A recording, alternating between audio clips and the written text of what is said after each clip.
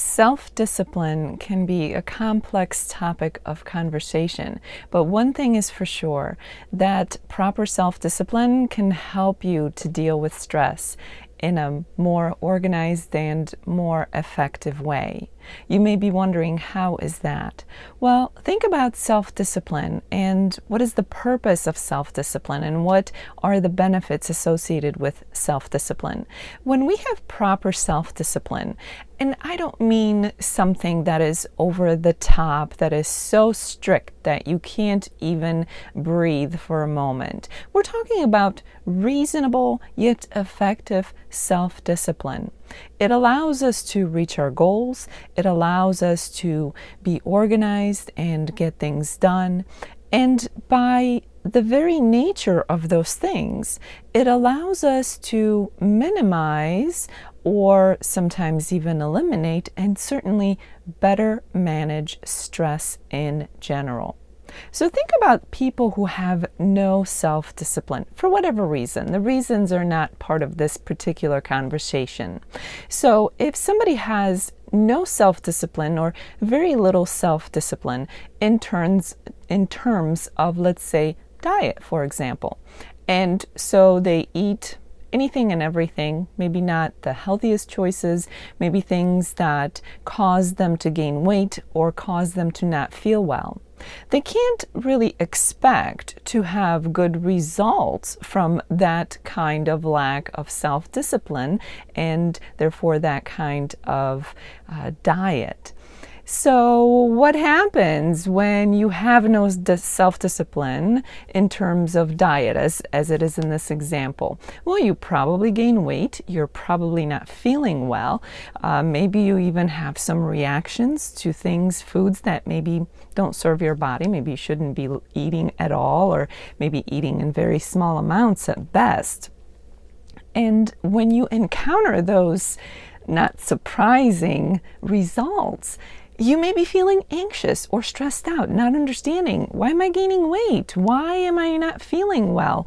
I wish this and I wish that. But the bottom line is that it takes a certain amount of self-discipline to take care of ourselves in terms of what we put in our bodies, meaning our diet. That's just one example. Think of another example, self-discipline in terms of project completion. This could be things in your personal life, or these could be things that are work-related. Let's say you procrastinate. Maybe you're not organized, because getting to tasks on a regular, systematic basis, getting yourself organized, keeping yourself accountable for getting the work done that needs to be done, that requires self-discipline. So what happens when you don't have self-discipline in terms of tasks that are either in your personal life or that are work-related? Well, it's likely that you will encounter some kind of anxiety or stress as a result, because now you have to burn the midnight oil, so to speak, in order to meet a deadline.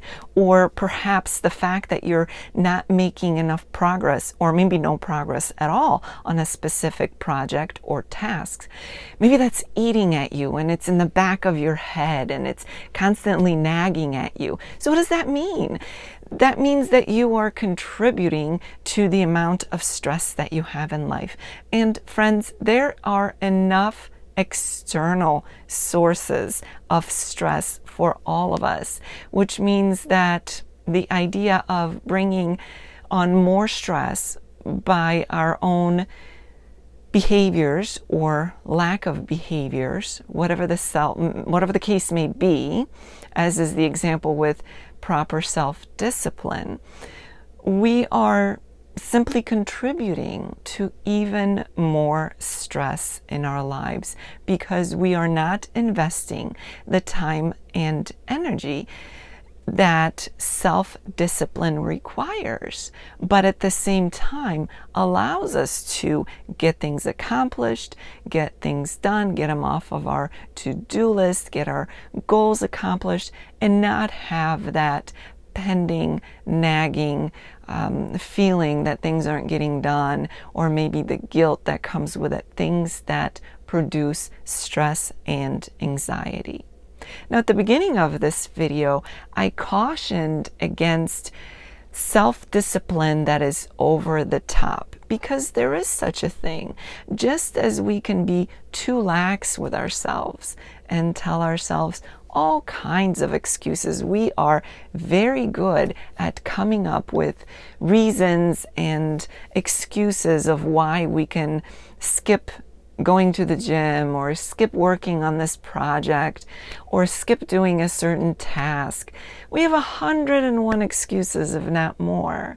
But what that leads to is just more stress down the road. So, and we can be at that end of the spectrum, or we can be at the opposite end of the spectrum, where we are taking self-discipline too far, and we become so rigid that there is no room to take a breather, no room for pivoting or changing as needed, right? If you are so rigid in your self-discipline, you may not be willing to change if a situation calls for change.